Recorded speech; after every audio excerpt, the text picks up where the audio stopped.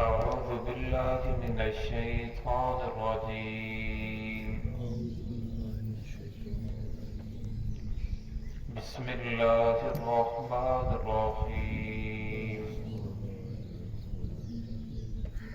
هنالك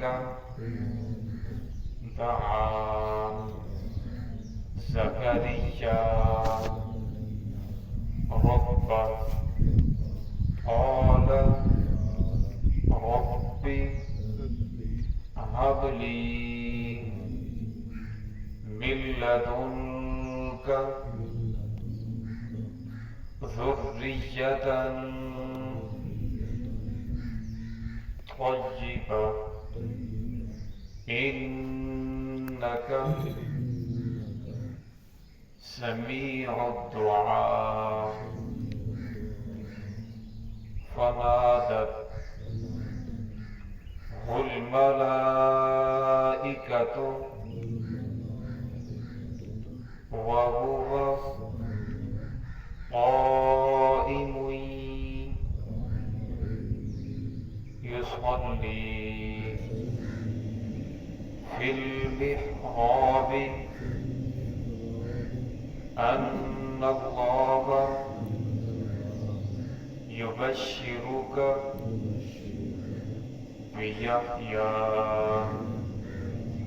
مصدقا بكلمة من الله وسيدا وحسورا ونبيا من الصالحين. قال رب أنى يكون لي غلام وقد بلغني الكبر وامرأتي عاقر. قال كذلك الله يفعل ما يشاء. قال رب اجعل لي آية. قال آيتك ألا تكلم الناس ثلاثة أيام إلا رمزا. واذكر ربك كثيرا وسبح بالعشي والإبكار. بسم الله الرحمن الرحيم. هنالك دعا زكريا ربه قال رب هب لي من لدنك ذرية طيبة إنك سميع الدعاء. فنادته الملائكة وهو قائم يصلي في المحراب أن الله يبشرك بيحيى مصدقا بكلمة من الله وسيدا وحسورا ونبيا من الصالحين.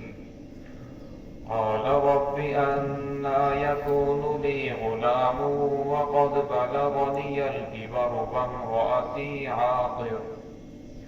قال كذلك الله يفعل ما يشاء. قال رب اجعل لي آية.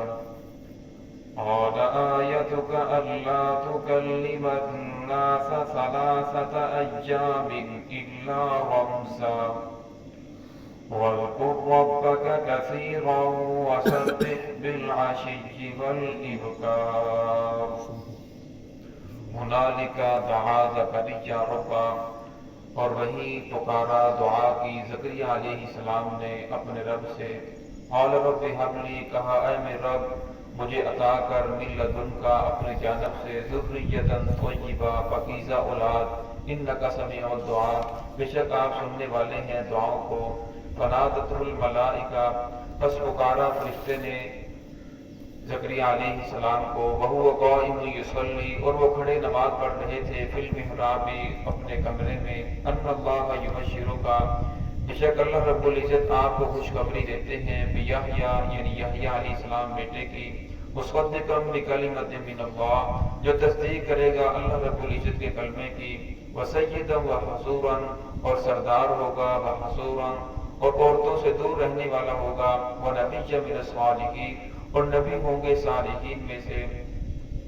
قال رب انا یکون لی غلام، زکریا علیہ السلام نے فرمایا اے میرے رب کیسے ہوگا میرے لیے بیٹا، وقد بلغنی الکبر، تحقیق مجھے پہنچ چکا ہے بڑھاپا، وامرأتی عاقر، اور میری بیوی بوڑھی بانجھ ہے۔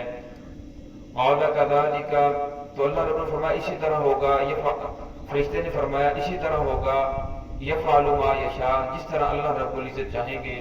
قال رب اجعل لی آیہ، انہوں نے کہا اے میرے رب بنا دے میرے لیے کوئی نشانی۔ قال آیتک الا تکلم الناس، اللہ رب نے فرمایا تیرے لیے اس کی نشانی یہ ہے، اللہ تکلم الناس، تو کلام نہیں کرے گا لوگوں سے، 3 ایام، 3 دن، الا رمزا، مگر اشاروں کے ساتھ، واذکر ربک کثیرا، اور فرمایا آپ ذکر کیجئے اپنے رب کا کثرت کے ساتھ، وسبح بالعشی والابکار، اور اس کی تسبیح بیان کیجئے صبح کے وقت اور شام کے وقت۔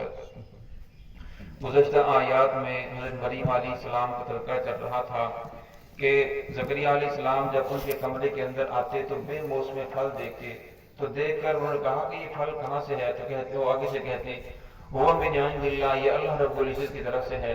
تو زکریا علیہ السلام نے دعا کی کہ جو مالک حضرت مریم علیہ السلام کو بغیر موسم بے موسم پھل کھلا سکتا ہے، اور وہ مالک مجھے بڑھاپے کے اندر اولاد بھی دے سکتا ہے، بہت زیادہ بوڑھے ہو چکے تھے، کمر ان کی ٹیڑھی ہو چکی تھی، سیدھے ہو کر چل نہیں سکتے تھے، لیکن اللہ رب العزت کے ہاتھ میں دربار کے اندر اسی کمرے کے اندر کھڑے کھڑے دعا کی کہ الہ العالمین فنادہ ہنالک دعا زکریا ربہ قال رب ہب لی من لدنک ذریۃ طیبہ، کہ الہ العالمین مجھے آپ اپنی جانب سے اولاد عطا کیجیے جو پاکیزہ اولاد ہو، انک سمیع الدعاء، بے شک تو ہی سننے والا ہے، تو ہی جاننے والا ہے، تو ہی دیکھنے والا ہے، تیرے علاوہ کوئی اور اولاد دینے والا نہیں ہے۔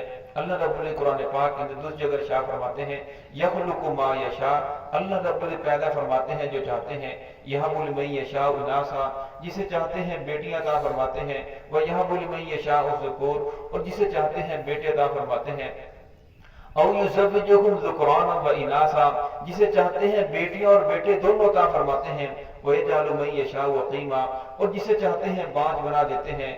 دونوں میاں بیوی ڈاکٹروں کے پاس جاتے ہیں، حکیموں کے پاس جاتے ہیں، پیروں مولویوں کے چکر لگاتے ہیں، دم درود والوں کے پاس جاتے ہیں، لیکن اولاد نہیں ہوتی۔ فرمایا جب اللہ رب العزت نے اولاد مقدر کے اندر نہ رکھی ہو، جب اللہ رب العزت نہ دے تو پھر کوئی کچھ نہیں کر سکتا۔ تو بھی اللہ رب العزت تو زکریا علیہ السلام نے اللہ رب سے دعا کی کہ الہ العالمین دعاؤں کو سننے والا تو ہی ہے، اولاد دینے والا تو ہی ہے۔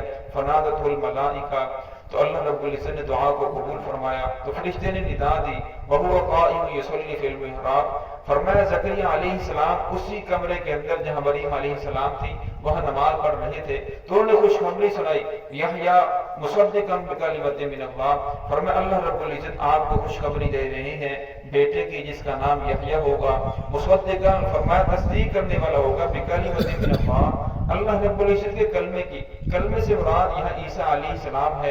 اللہ رب العزت نے عیسیٰ علیہ السلام کو کلمہ کن سے پیدا فرمایا، اس لیے ان کا ایک نام کلمۃ اللہ بھی ہے، یعنی بغیر باپ کے پیدا فرمایا، تو اس لیے فرمایا کہ وہ اللہ رب العزت کلمے کی تصدیق کریں گے، وسیدہ، اور فرمایا وہ سردار ہوں گے، وحصورا ونبیا من الصالحین، اور فرمایا عورتوں سے دور رہنے والے ہوں گے۔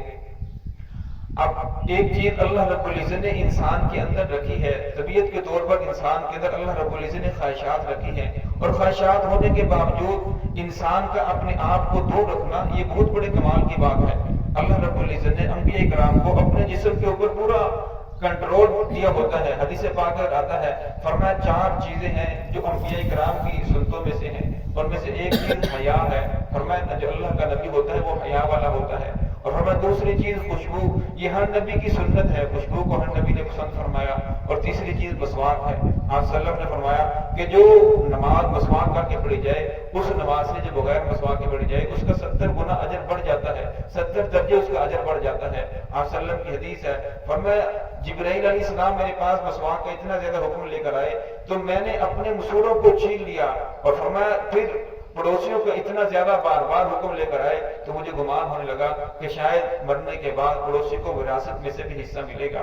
تو فرمایا اللہ رب العزت نے اب جو اللہ کے پیغمبر ہوتے ہیں ان میں سے حضرت زکریا علیہ السلام کے بارے میں ایک روایت کے اندر آتا ہے کہ یحییٰ علیہ السلام کے بارے میں کہ انہوں نے شادی نہیں کی، اور فرمایا باقی جتنے بھی انبیاء کرام تشریف لائے تمام کے تمام پیغمبروں نے شادی نہیں کی۔ عیسیٰ علیہ السلام نے شادی نہیں کی کیونکہ انہیں 33 سال کی عمر میں اللہ رب العزت زندہ آسمان پر اٹھا لیا۔ قرب قیامت نزدیک تشریف لائیں گے، قبیلہ ازد کی عورت سے شادی کریں گے، پھر ان سے اولاد بھی ہوگی، کل جس کا تذکرہ ہوا تھا۔